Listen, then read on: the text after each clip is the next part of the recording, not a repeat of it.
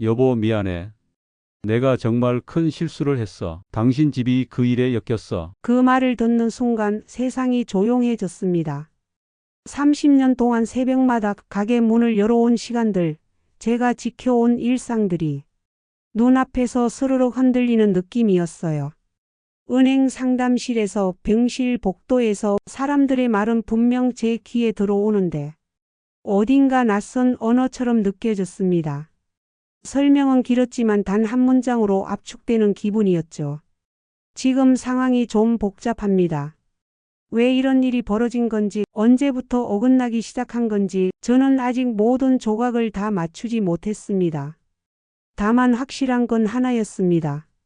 제가 믿어온 30년이라는 시간, 그 안에 제가 몰랐던 그림자가 있었다는 것.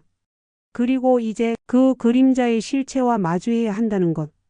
새벽 5시면 어김없이 눈이 떠지고 시장에 가서 재료를 사오고 분식집 문을 열고 그렇게 30년을 살아왔습니다. 제 이름은 박영순, 올해 63입니다.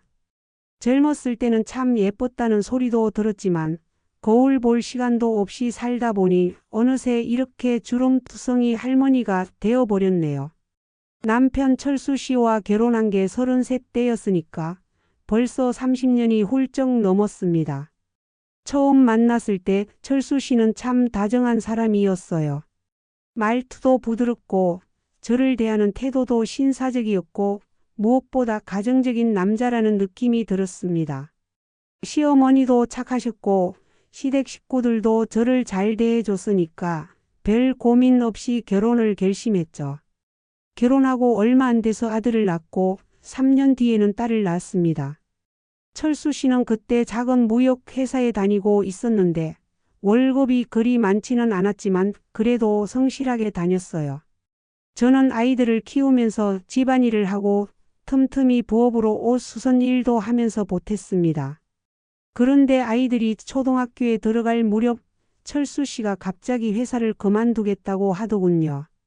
여보, 나 사업 한번 해보려고.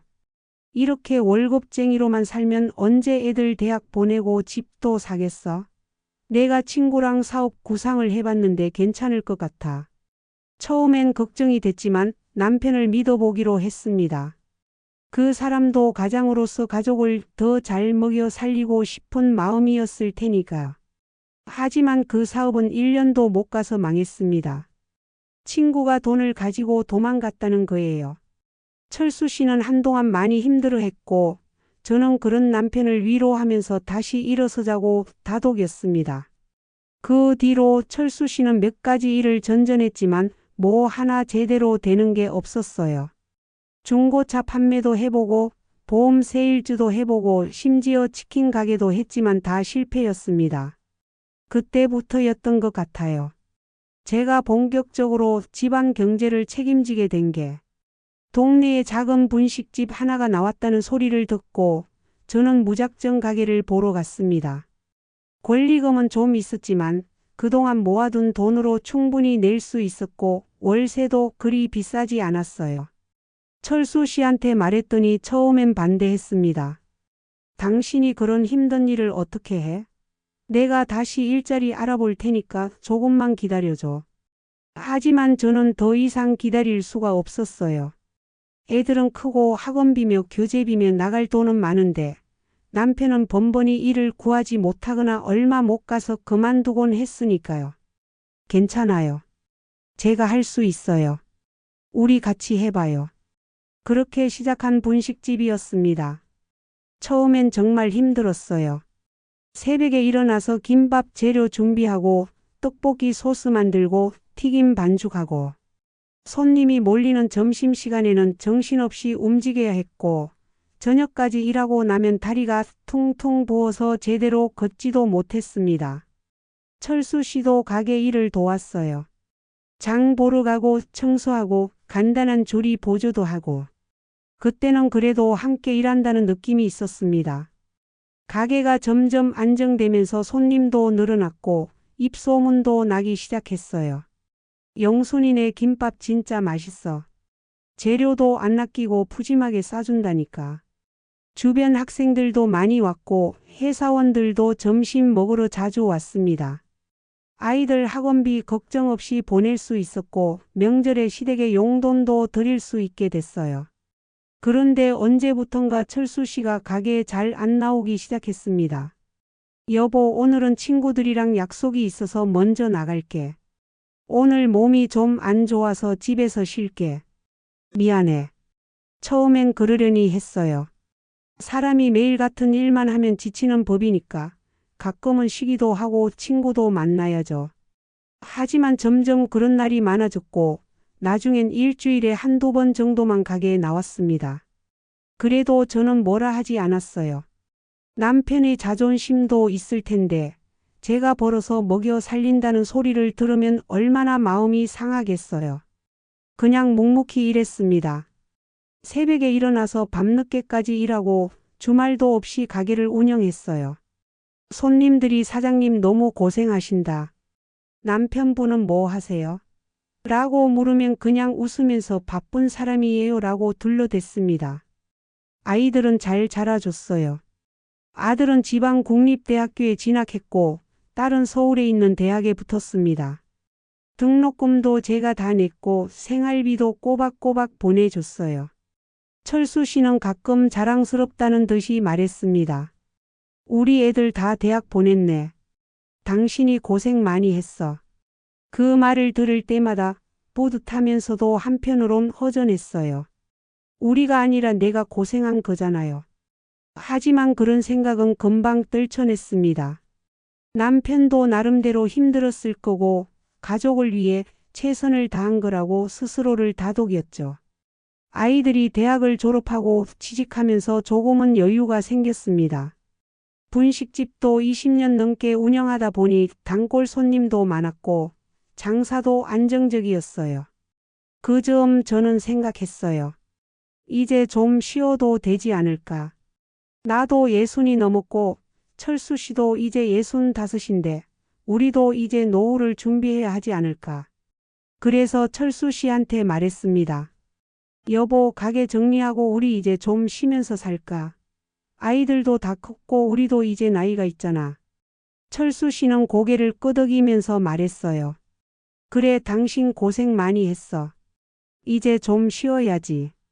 우리 집도 있고 연금도 좀 나올 거니까 걱정 마. 그 말을 듣고 마음이 한결 놓였습니다. 우리 집이라는 게 10년 전에 아파트 분양받아서 산 거였거든요. 분식집에서 모은 돈으로 계약금 넣고 대출받아서 중도금 내고 마지막 잔금까지 다 제가 해결했어요. 명의는 제 이름으로 했고요. 그게 제 유일한 재산이었고 그 집이 있다는 게 저한테는 큰 위안이었습니다. 가게를 정리하고 나서 저는 한동안 푹 쉬었어요. 아침에 늦게 일어나고 TV도 보고 친구들도 만나고 30년 만에 처음 누려보는 여유였습니다. 철수 씨는 여전히 자주 외출했지만 이제는 뭐라 하지 않았어요. 은퇴한 남자들이 다 그렇게 친구들 만나고 시간 보내잖아요. 그런데 한 달 전쯤이었어요. 철수 씨가 갑자기 쓰러졌습니다. 아침에 화장실 가시더니 어지러워 하시면서 그대로 주저앉는 거예요. 깜짝 놀라서 119를 불렀고 급하게 병원에 실려갔습니다. 의사 선생님 말로는 뇌출혈이라고 했어요. 다행히 큰 수술은 필요 없었지만 입원 치료를 받아야 한다고 했습니다. 저는 매일 병원에 가서 철수 씨를 간호했어요.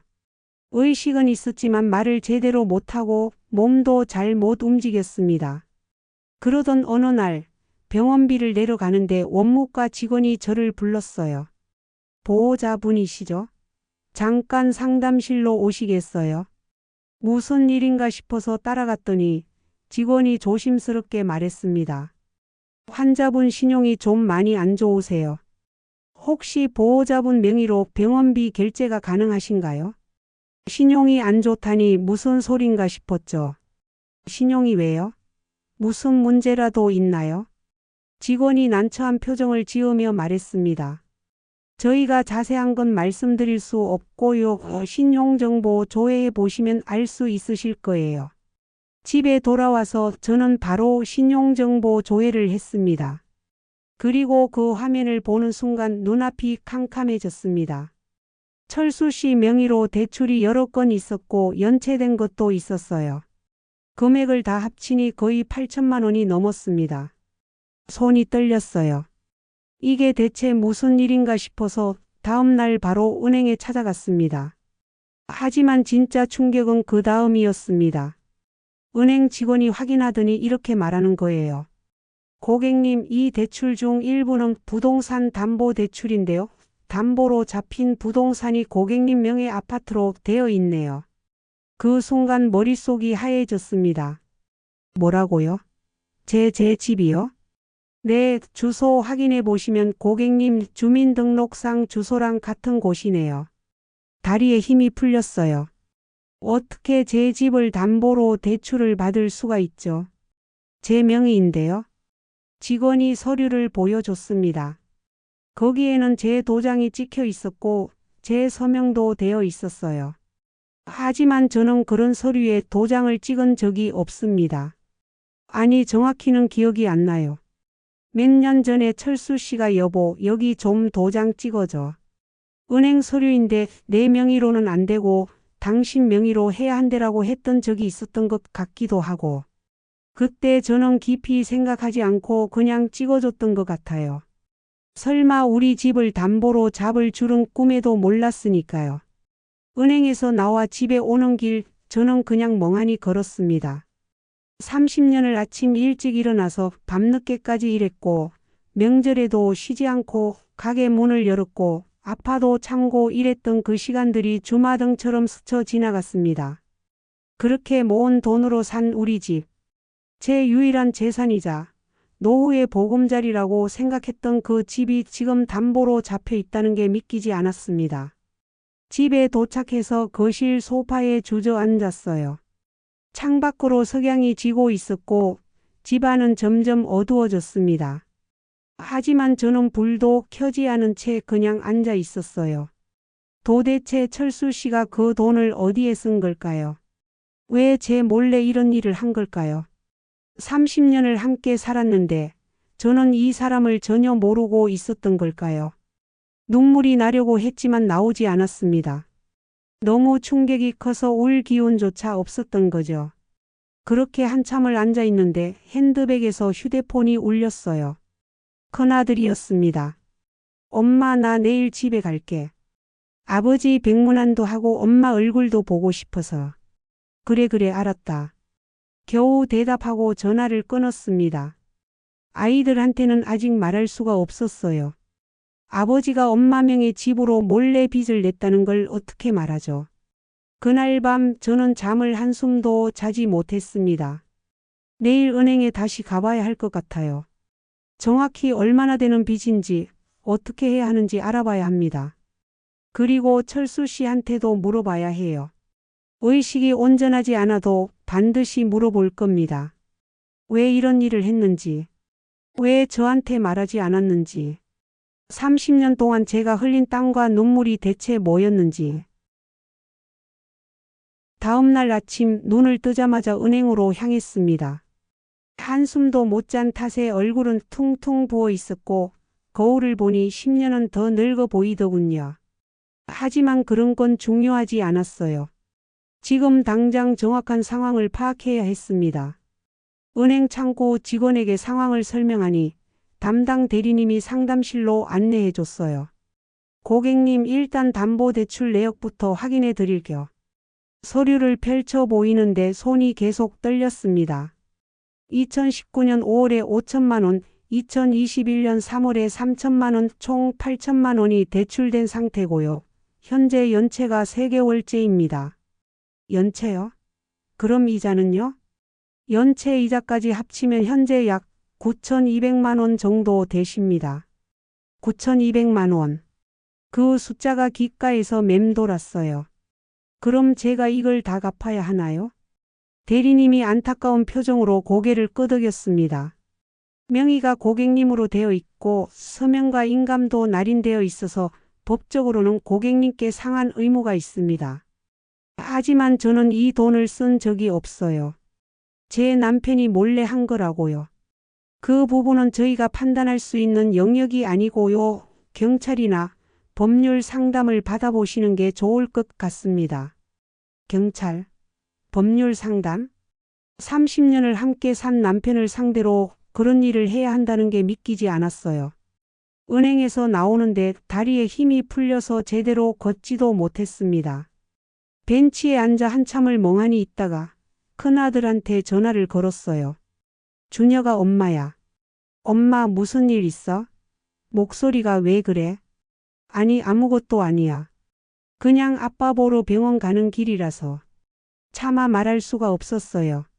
아들한테 어떻게 말하죠? 아버지가 할머니 집을 담보로 빚을 냈다고. 전화를 끊고 나서 한참을 울었습니다. 사람들 눈에 띄지 않는 공원 구석에 앉아서 소리 없이 눈물만 흘렸어요. 왜 이렇게 됐을까요?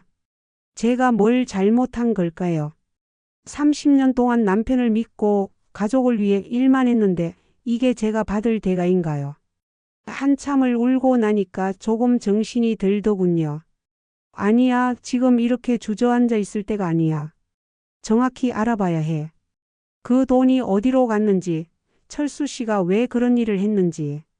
집으로 돌아와서 철수 씨 물건들을 뒤지기 시작했습니다. 서재, 책상, 서랍, 옷장, 심지어 신발장까지 다 뒤졌어요. 그러다가 옷장 깊숙한 곳에서 검은색 서류 봉투를 발견했습니다. 손이 떨리면서도 봉투를 열었어요. 안에는 각종 영수증과 계약서, 그리고 메모지들이 가득했습니다. 영수증을 하나씩 보는데 믿을 수 없는 내용들이었어요. 카지노 500만 원, 오락실 300만 원, 클럽 200만 원. 철수 씨가 도박을 했던 겁니다.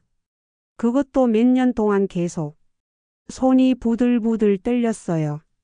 그 많은 돈을 도박으로 날렸다는 게 믿기지 않았습니다. 더 뒤져보니 사채 계약서도 나왔어요. 차용증 금 1천만 원을 차용함. 이자 월 오픈. 월 오픈이면 월 5%잖아요. 1천만 원이면 한 달에 50만 원씩 이자가 나가는 거예요. 그리고 그 밑에는 협박 문자 캡처 사진도 있었습니다. 김철수 씨, 이번 달도 안 갚으면 가족들한테 연락한다. 마지막 경고다. 이번 주까지 안 갚으면 집으로 찾아간다. 저는 그 자리에 주저앉고 말았습니다. 이 사람이 그동안 이런 생활을 하고 있었다니. 저는 새벽부터 밤까지 일하고 있을 때 이 사람은 카지노에서 돈을 날리고 있었던 거예요. 제가 허리 아프다고 해도 참고 일할 때 이 사람은 사채업자한테 쫓기고 있었던 거고요. 분노가 치밀어 올랐습니다. 하지만 동시에 허탈했어요. 30년이라는 시간이 순식간에 무너지는 기분이었습니다. 서류들을 다 챙겨서 가방에 넣고 바로 병원으로 향했어요. 병실 문을 열고 들어가니 철수 씨가 침대에 누워 천장을 바라보고 있었습니다. 제 발소리를 듣고 고개를 돌리는데 눈이 마주쳤어요. 여보. 철수 씨가 힘없이 말했지만 저는 대답하지 않았습니다. 의자를 침대 옆으로 끌어당겨 앉으면서 가방에서 서류 봉투를 꺼냈어요. 이게 뭐예요? 철수 씨의 얼굴이 새하얗게 질렸습니다. 여보, 그게 내가 물어본 거예요. 이게 뭐냐고요. 목소리가 떨렸지만 최대한 참으면서 물었습니다. 철수 씨는 한참을 말을 못하더니 결국 고개를 돌려버렸어요. 미안해. 미안하다고요? 지금 미안하다는 말로 끝낼 일이에요? 손이 떨려서 서류를 제대로 잡을 수가 없었습니다. 당신 도박했죠? 카지노 가고 사채 쓰고 그러고도 집에 와서 나한테 아무렇지도 않게 밥 먹고 잠들었어요. 여보, 처음엔 조금만 하려고 했어. 진짜야. 그냥 심심해서 친구들이랑 가볍게 시작한 건데 그게 점점 커진 거야. 점점 커졌다고요? 8천만 원이 넘는 빚을 지고도 그렇게 말할 수 있어요. 철수 씨가 눈물을 흘리기 시작했어요. 미안해, 정말 미안해. 나도 끊으려고 했어. 몇 번이고 그만두려고 했는데 자꾸 잃은 돈 생각나서 한 번만 더 하다 보니까. 그래서 내 집을 담보로 잡았어요. 내가 30년 동안 아껴서 산 그 집을요. 다 갚으려고 했어. 진짜로.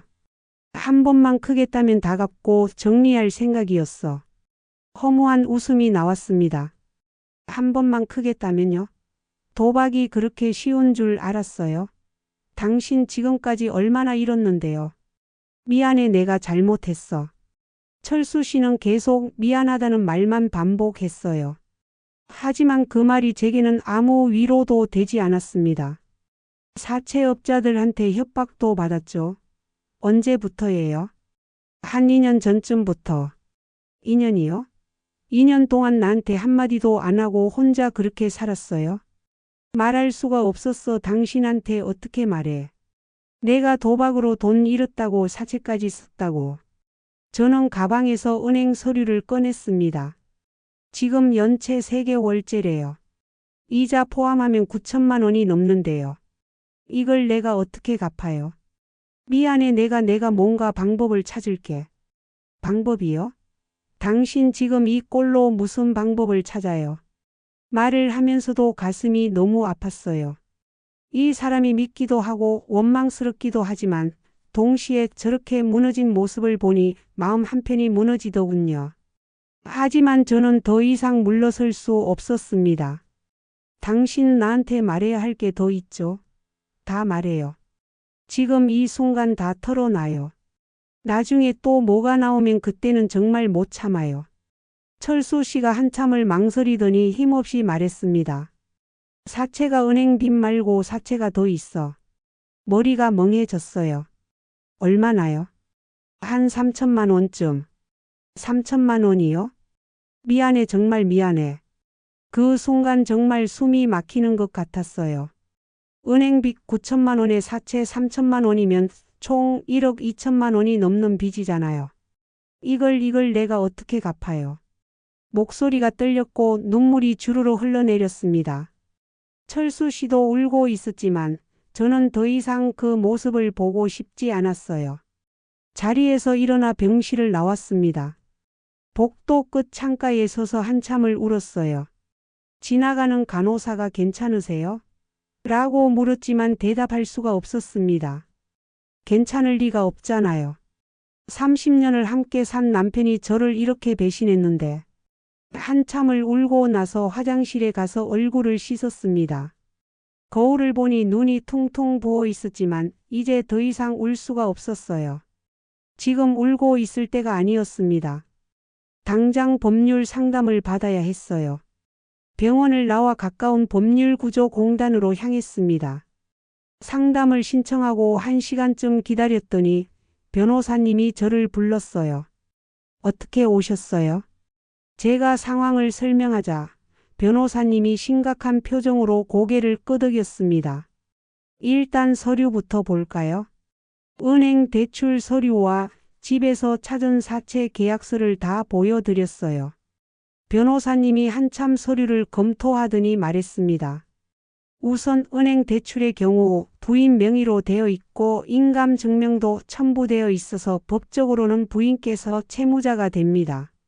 하지만 저는 이 돈을 한 푼도 쓴 적이 없어요. 그 부분을 입증하는 게 중요합니다. 남편분이 부인 몰래 인감을 도용했다는 걸 증명할 수 있어야 해요. 그럼 어떻게 해야 하나요? 일단 남편분께 자백을 받으시는 게 좋습니다. 녹음이든 서면이든 본인이 임의로 도용했다는 증거를 확보하셔야 해요. 자백이라. 철수 씨가 그걸 인정할까요? 그리고 사채의 경우는 법정 최고 금리를 초과했는지 확인해 봐야 합니다. 만약 초과했다면 그 부분은 무효로 할 수 있어요.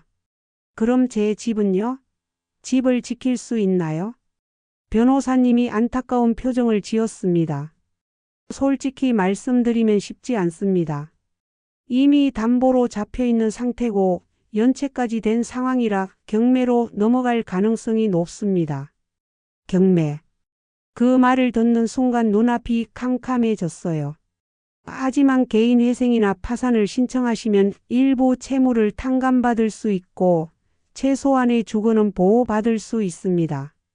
개인회생이요. 네, 일단 정확한 채무 규모를 파악하시고 재산 상태를 정리하신 다음에 다시 오시면 자세히 상담해 드리겠습니다. 공단을 나오는데 다리가 휘청거렸어요. 개인회생, 파산, 경매. 이런 단어들이 제 인생에 들어올 줄은 꿈에도 몰랐습니다.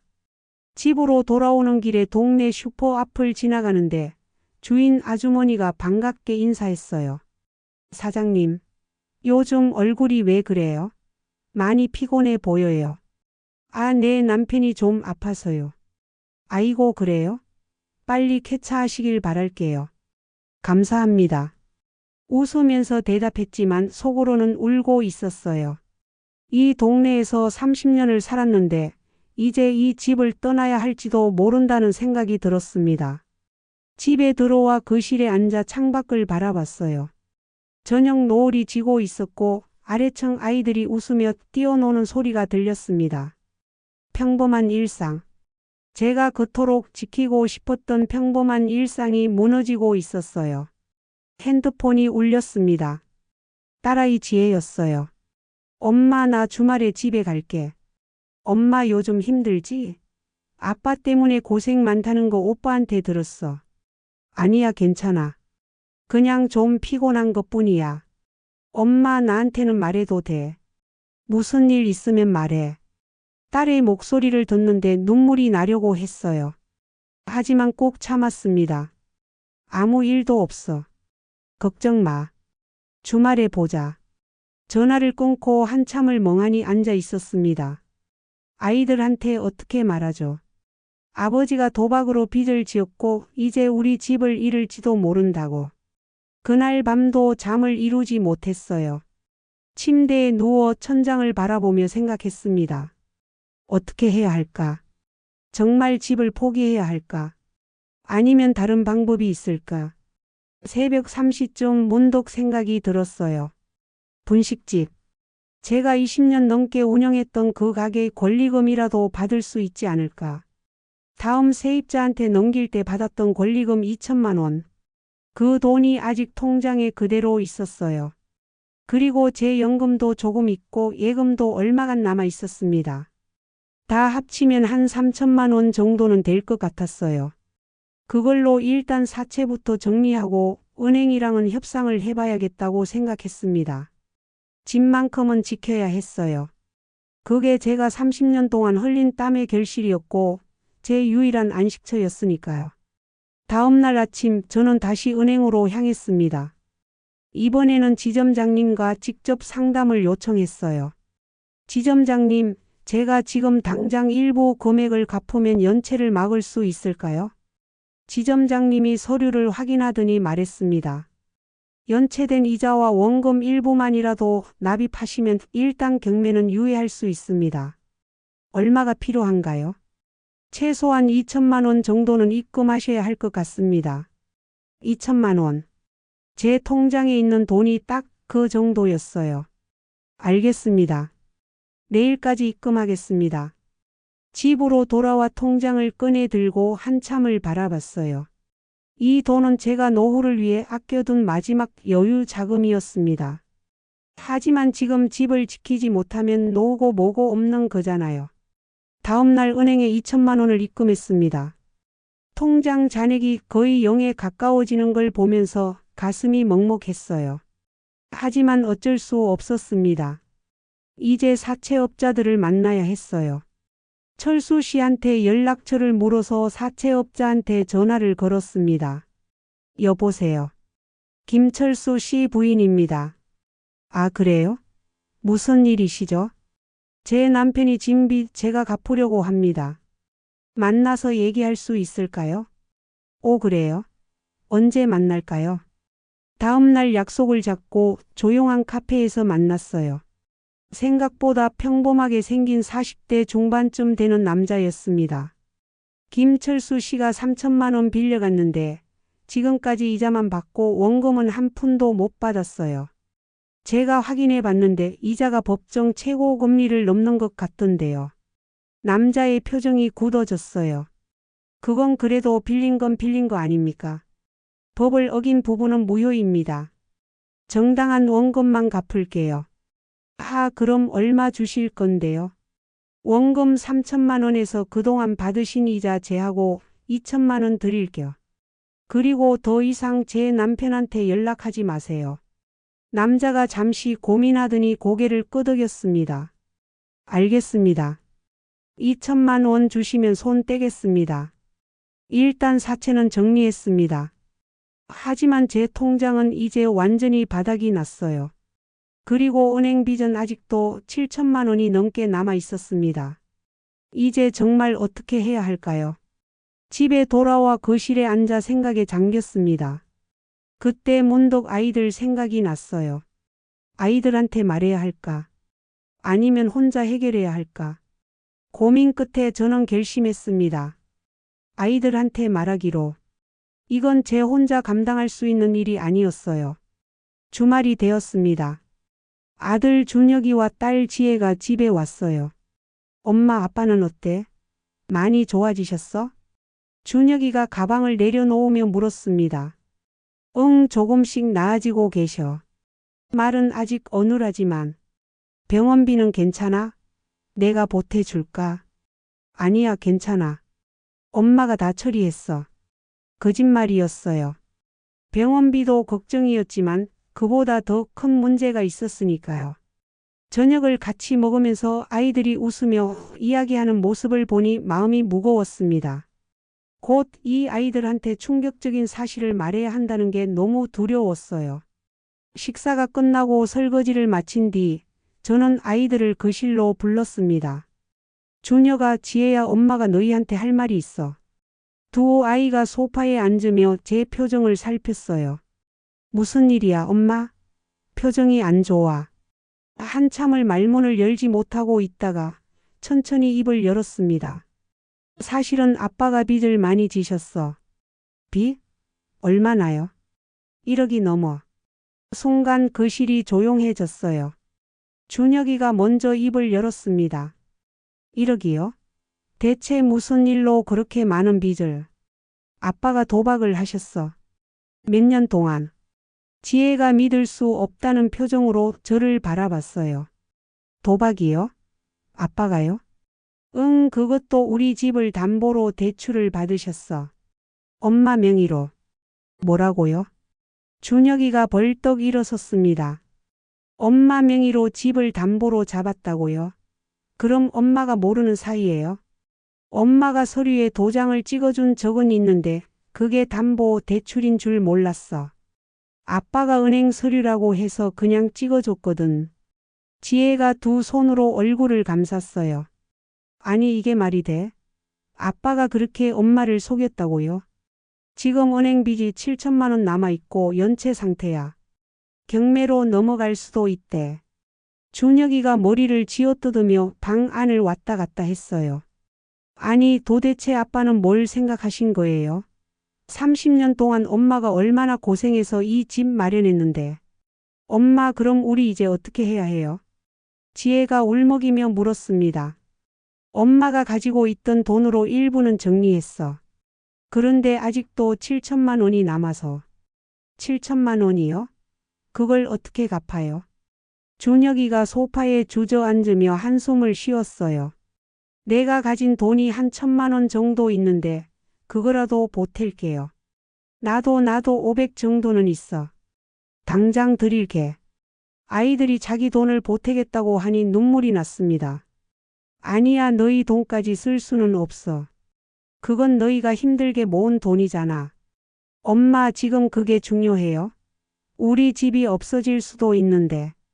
준혁이가 다급하게 말했어요. 일단 내일 아빠한테 가봐야겠어. 정확히 뭘 어떻게 한 건지 들어야 해. 다음 날 우리 셋은 함께 병원으로 갔습니다. 병실 문을 열고 들어가니 철수 씨가 침대에 누워 천장을 바라보고 있었어요. 우리를 보더니 얼굴이 굳어졌습니다. 애들까지 왜? 아버지. 준혁이가 침대 옆으로 다가갔어요. 엄마한테 다 들었어요.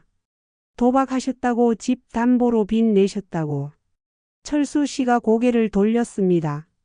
미안하다. 미안하다고요? 지금 그 말로 끝이에요? 준혁이의 목소리가 떨렸어요. 아버지 30년 동안 엄마가 얼마나 고생하셨는지 알아요. 새벽에 일어나서 밤늦게까지 일하시고 명절에도 쉬지 않으시고 그렇게 모은 돈으로 산 집을 아버지가 도박으로 날렸다고요. 내가 잘못했어. 지혜가 울면서 물었어요. 아버지 왜 그러셨어요? 도대체 왜요? 철수 씨가 한참을 말없이 있다가 입을 열었습니다. 처음엔 그냥 심심해서 친구들이랑 화투를 쳤어. 소소하게. 근데 어느 날 운 좋게 큰 돈을 땄거든. 그 기분이 너무 좋았어. 내 인생에서 처음으로 뭔가 성공한 기분이었어. 성공이요? 그래 나는 평생 뭘 해도 안 됐잖아. 사업도 망하고 취직해도 오래 못 가고 가족들 앞에서 항상 주눅 들어 있었어. 근데 그날 돈을 땄을 때 친구들이 날 부러워하더라고. 그게 너무 좋았어. 준혁이가 허탈하게 웃었어요. 그래서요? 그게 이유예요? 주변 사람들한테 인정받고 싶어서 도박을 하신 거예요. 그 뒤로 자꾸 생각이 났어. 다시 한 번 따면 얼마나 좋을까?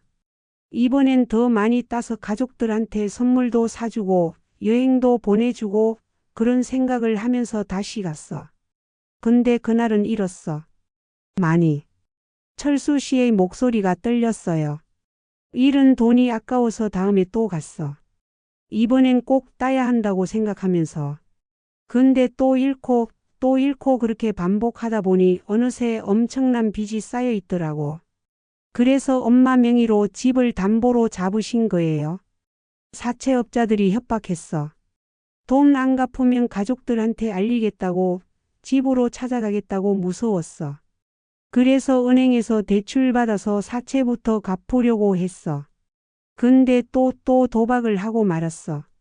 저는 그 말을 듣고 있는데 가슴이 무너지는 것 같았어요. 이 사람이 그동안 이런 악순환에 빠져 있었다니. 아버지, 그러면서도 집에 와서 아무렇지 않게 밥 먹고 주무셨어요. 지혜가 눈물을 흘리며 물었습니다. 미안해, 정말 미안해. 너희 엄마한테도, 너희한테도. 철수 씨도 울기 시작했어요. 하지만 준혁이는 차갑게 말했습니다. 미안하다는 말은 이제 지겹습니다. 아버지, 우리 집 어떻게 할 건데요? 구체적인 방법 있어요? 나도 모르겠어. 내가 어떻게 해야 할지. 아무것도 모르시면서 이런 일을 저지르신 거예요. 준혁이가 주먹을 불끈 쥐었어요. 준혁아, 진정해. 제가 아들을 말렸습니다. 엄마, 어떻게 진정해요? 아버지가 우리 집을 날려버렸는데. 알아, 엄마도 화나. 근데 지금 우리가 여기서 이러고 있을 때가 아니잖아. 지혜가 조용히 말했어요. 엄마 말이 맞아요. 오빠, 일단 나가서 얘기해요. 우리는 병실을 나와 복도 끝 상담실로 갔습니다. 셋이 둘러앉아 한참을 말없이 있다가 준혁이가 먼저 입을 열었어요. 제가 가진 1,000만 원이랑 지혜가 가진 500 합치면 1,500만 원이에요. 엄마는 얼마 있으세요? 엄마는 이미 다 썼어. 사채 정리하고 은행 연체 막는데. 그럼 우리 돈으로는 턱없이 부족하네요. 7천만 원을 어떻게 마련하죠? 셋이 고민에 빠졌습니다. 그때 지혜가 조심스럽게 말했어요. 엄마, 미안한데 집을 팔면 안 될까요? 대출 갚고 나면 조금이라도 남지 않을까요? 지혜야. 준혁이가 동생을 쳐다봤어요. 아니, 오빠. 엄마가 30년 고생해서 산 집이라는 거 나도 알아. 근데 지금 현실적으로 생각해야 하잖아. 경매로 넘어가면 더 손해잖아. 지혜 말이 맞았어요. 하지만 그 집을 포기한다는 게 쉽지 않았습니다. 엄마가 생각 좀 해볼게. 그날 밤 집에 돌아와 혼자 거실에 앉아 있는데 준혁이가 방에서 나왔어요. 엄마, 아직 안 주무세요? 응, 잠이 안 와서. 준혁이가 제 옆에 앉았습니다. 엄마, 제가 대출을 좀 받아볼게요. 제 신용으로 2천만 원 정도는 받을 수 있을 것 같아요. 안 돼. 너까지 빚을 지면 어떡해. 엄마 혼자 감당하실 수 없잖아요. 저도 이 집에서 컸고 이 집이 제 고향이에요. 지키고 싶어요. 눈물이 났습니다. 고마워, 정말 고마워, 준혁아. 엄마가 뭐가 고마워요. 당연한 거죠. 준혁이가 제 손을 잡았어요. 엄마 평생 고생만 하셨잖아요. 이제는 엄마가 좀 쉬셔야 해요. 제가 도울게요. 다음 날 준혁이는 은행에 가서 신용대출을 알아봤고 지혜는 자기 예금을 모두 해지했어요. 아이들이 모은 돈과 준혁이가 대출받은 돈을 합치니 3,500만 원이 됐습니다. 하지만 여전히 부족했어요. 그때 시어머니한테서 전화가 왔습니다. 며느리, 우리 철수가 많이 아프다며? 내가 병원에 가봐야겠다. 어머니 괜찮으세요? 제가 다 돌보고 있어요. 아니야, 내가 가야지. 아들이 아픈데 어미가 가봐야지. 시어머니가 서울로 올라오셨어요. 병원에서 철수 씨를 보시더니 눈물을 흘리셨습니다. 아이고, 우리 아들 이게 무슨 꼴이냐. 병실을 나와 저는 시어머니와 병원 카페에서 차를 마셨어요. 며느리 고생이 많구나. 우리 철수 간병하느라. 아니에요, 어머니. 괜찮아요.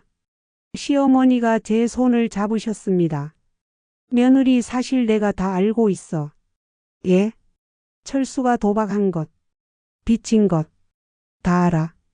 깜짝 놀라서 시어머니를 바라봤어요. 어떻게? 지난달에 사채업자가 시골 우리 집까지 찾아왔어. 그때 다 알게 됐지. 아. 며느리가 얼마나 힘들었을까 생각하니 내가 미안해서 얼굴을 못 들겠더라. 내가 그 자식을 잘못 키웠어. 시어머니가 눈물을 닦으셨어요. 어머니, 며느리 이거 받아. 시어머니가 봉투를 꺼내셨습니다. 이게 뭐예요? 내가 평생 모은 돈이야. 많지는 않은데 한 2천만 원 정도 돼.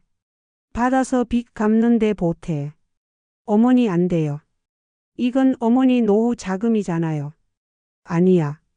내 아들이 저지른 일인데 어미가 책임져야지. 받아. 정말 안 됩니다, 어머니. 며느리 내 부탁이야. 받아줘. 그래야 내 마음이라도 편해.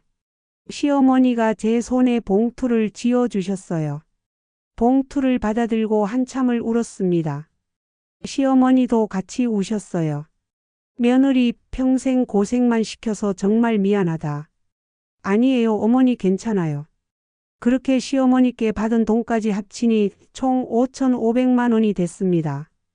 여전히 부족했지만 그래도 상당 부분을 갚을 수 있는 금액이었어요. 저는 다시 은행으로 갔습니다. 지점장님께 상황을 설명하고 5,500만 원을 입금하겠다고 했어요. 그럼 나머지는 분할 상환 가능할까요? 지점장님이 한참 서류를 보시더니 말씀하셨습니다. 원래는 어렵지만 고객님 상황을 보니 정말 어려우신 것 같아서 본사에 한번 건의해 보겠습니다. 감사합니다. 일주일 후 은행에서 연락이 왔어요. 고객님 본사에서 특별 승인이 났습니다.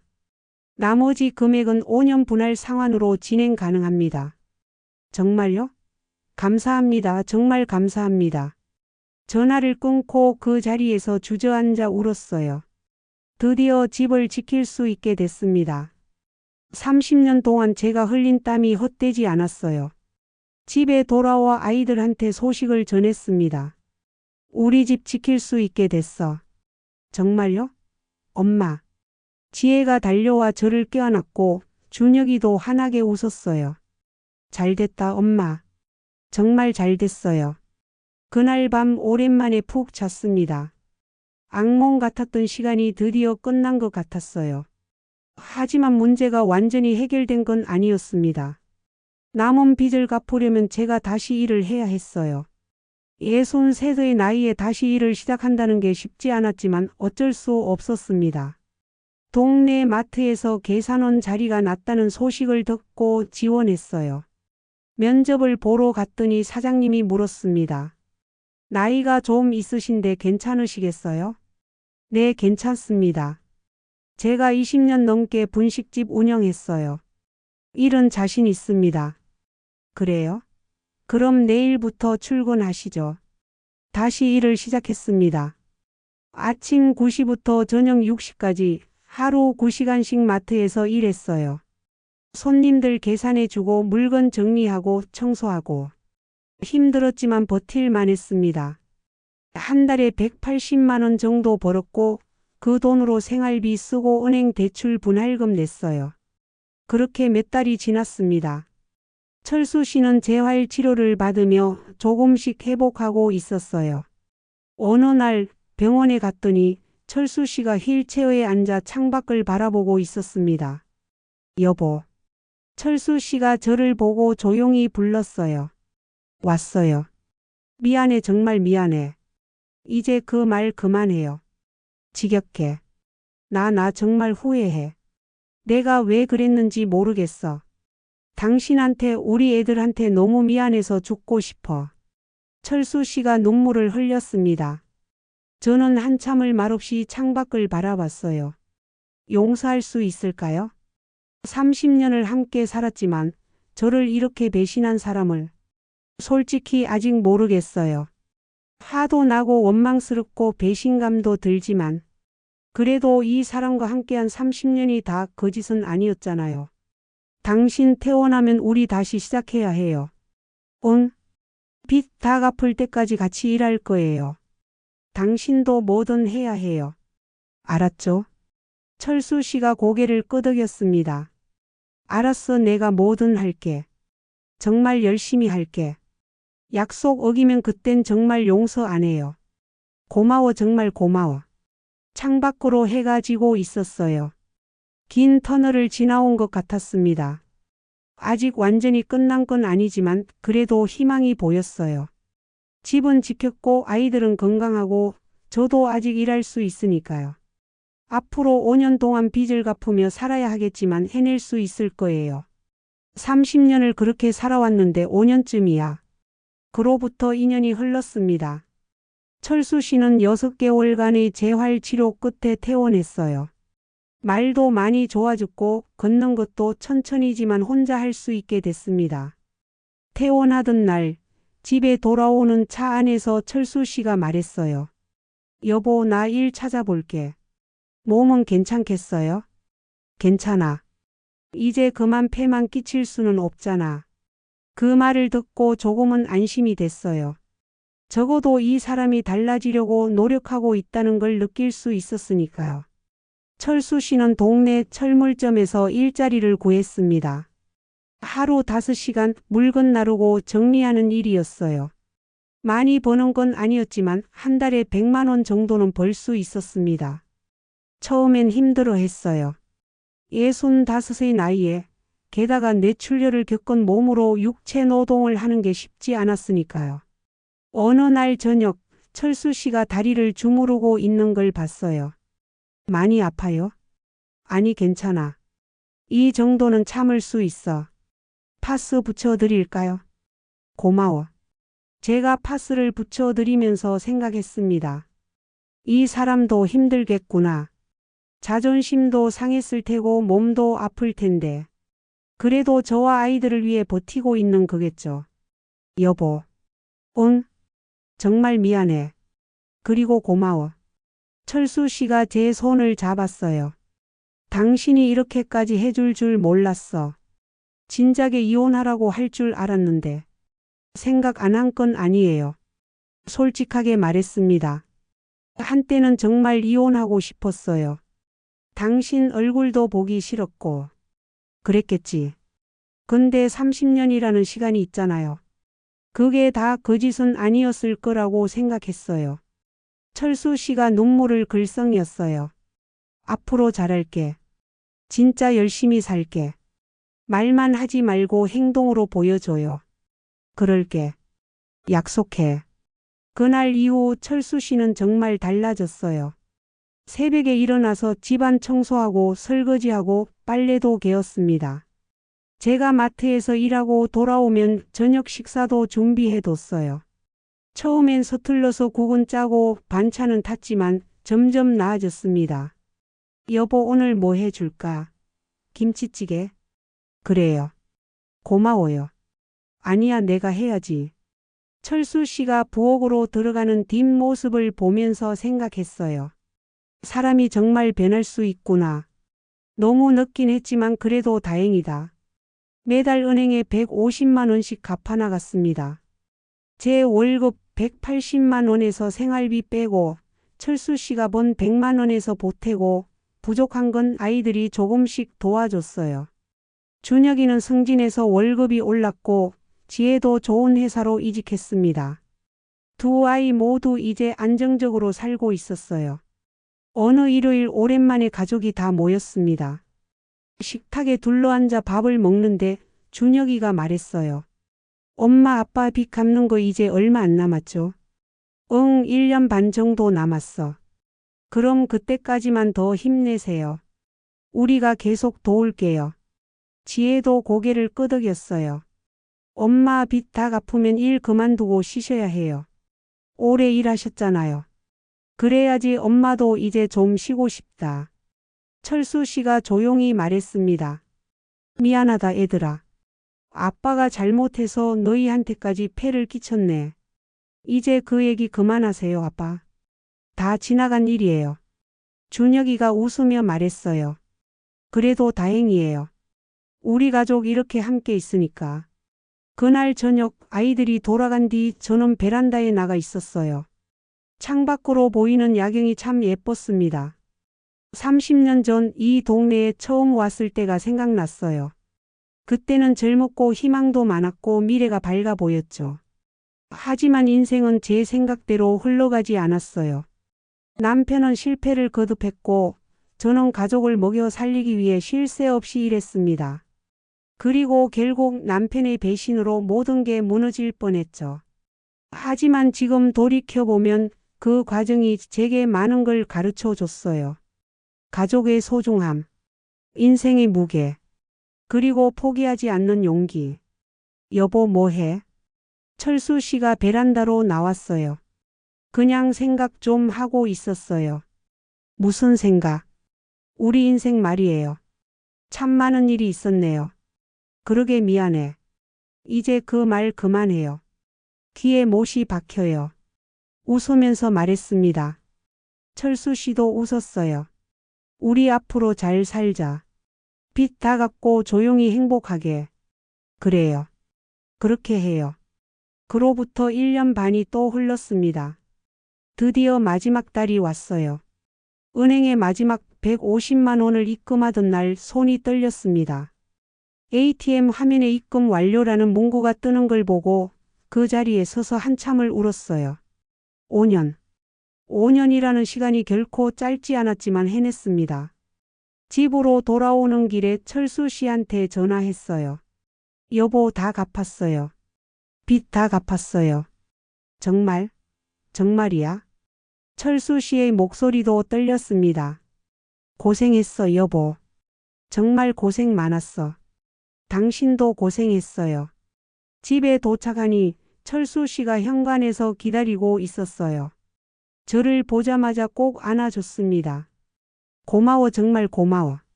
우리 해냈어요. 두 사람이 한참을 껴안고 울었어요.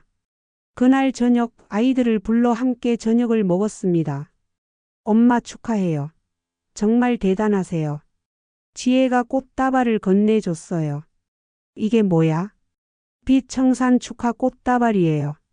엄마 정말 수고하셨어요. 준혁이도 봉투를 하나 꺼냈어요. 엄마 이거 여행 상품권이에요. 아빠랑 같이 제주도 다녀오세요. 애들아. 눈물이 또 났습니다. 엄마 이제 좀 쉬셔야 해요. 평생 일만 하셨잖아요. 그래 이제 좀 쉬어야지. 다음 날 마트 사장님께 퇴사 의사를 밝혔어요. 사장님 그동안 감사했습니다. 그래요? 아쉽네요. 영순 씨 정말 일 잘하셨는데. 제가 이제 좀 쉬어야 할 것 같아요. 그러세요. 고생하셨어요. 마지막 날 동료들이 작은 파티를 열어줬어요. 영순 씨 건강하세요. 행복하게 사세요. 감사합니다, 여러분. 마트를 나서는데 이상하게 발걸음이 가벼웠어요. 이제 정말 자유로워진 기분이었습니다. 집에 돌아와 거실 소파에 앉아 창밖을 바라봤어요. 햇살이 따뜻하게 들어왔습니다. 이제 아침에 늦게 일어나도 되고 친구들 만나서 차 한 잔 마셔도 되고 드라마도 실컷 볼 수 있어요. 30년 만에 처음 누려보는 진짜 자유였습니다. 한 달 후 철수 씨와 함께 제주도에 갔어요. 바닷가를 걸으면서 철수 씨가 말했습니다. 여보, 행복해? 응, 행복해요. 나도. 이렇게 당신이랑 여행 온 게 언제인지 모르겠네. 신혼여행 이후 처음이에요. 그렇게 됐네, 미안해. 이제 그 말 진짜 그만해요. 지겹다니까요. 웃으면서 말했어요. 파도 소리를 들으며 걸었습니다. 철수 씨가 제 손을 잡았어요. 앞으로 잘할게. 남은 인생 당신한테 잘할게. 약속 지켜요. 그럴게. 그날 저녁 숙소 베란다에 앉아 노을을 봤어요. 하늘이 온통 붉게 물들어 있었습니다. 제 인생도 이 노을처럼 험난했던 것 같아요. 때로는 폭풍우가 치고 때로는 깜깜한 밤이 계속됐죠. 하지만 결국 이렇게 아름다운 노을을 볼 수 있게 됐습니다. 지금 제게는 집이 있고 건강한 아이들이 있고 변화하려 노력하는 남편이 있어요. 완벽하지는 않지만 이것만으로도 충분히 행복합니다. 30년 동안 쉬지 않고 달려왔던 제가 이제야 멈춰서 주변을 둘러볼 수 있게 됐어요. 그리고 깨달았습니다. 진짜 행복은 멀리 있지 않다는 걸. 가족이 함께 있고 서로를 믿고 의지할 수 있다면 그게 바로 행복이라는 걸. 돈이 많아서 행복한 게 아니라 사랑하는 사람들과 함께 있어서 행복한 거예요. 제주도에서 돌아온 뒤 저는 동네 노인복지관에서 봉사활동을 시작했어요. 혼자 사시는 어르신들께 반찬도 만들어 드리고 말벗도 대어 드렸습니다. 영순 씨 고마워요. 덕분에 외롭지 않아요. 아니에요, 할머니. 제가 더 행복해요. 정말이었어요. 다른 사람을 돕는다는 게 이렇게 행복한 일인 줄 몰랐습니다. 그동안은 제 인생이 너무 팍팍해서 남을 돌아볼 여유가 없었거든요. 철수 씨도 여전히 철물점에서 일하고 있어요. 이제는 빚을 갚기 위해서가 아니라 일하는 게 좋아서 계속 한다고 합니다. 나도 뭔가 하고 있어야 사람 같아. 집에만 있으면 쓸모없는 늙은이 같거든. 그래요, 당신이 좋으면 계속해요. 가끔 철수 씨가 일 끝나고 집에 오면 함께 동네를 산책했어요. 벤치에 앉아 이야기를 나누고 커피도 마시고 그냥 아무 말 없이 함께 있기도 했습니다. 그런 평범한 일상이 참 좋았어요. 준혁이는 결혼을 앞두고 있고 지혜도 좋은 사람을 만나고 있다고 합니다. 아이들이 잘 자라줘서 정말 고마워요. 힘든 시기를 함께 이겨내면서 더 단단해진 것 같습니다. 어느 날 저녁, 가족 모두 모여서 저녁을 먹는데 준혁이가 말했어요. 엄마, 저 결혼하면 엄마 아빠 모시고 살까요? 아니야, 우리는 괜찮아. 너희는 너희 인생 살아. 하지만 준혁아, 엄마 말 들어. 우리는 우리끼리 잘 살 거야. 너희는 너희 가정 꾸리는 데 집중해. 지혜가 웃으면서 말했어요. 엄마 독립선언하시는 거예요? 그런 셈이지. 이제 엄마도 내 인생 살 거야. 모두 웃었습니다. 그날 밤 잠자리에 들면서 생각했어요. 제 인생이 완벽했다고는 할 수 없어요. 많이 힘들었고 배신도 당했고 절망적인 순간도 있었습니다. 하지만 포기하지 않았어요. 끝까지 버텼고 싸웠고 결국 이겨냈습니다.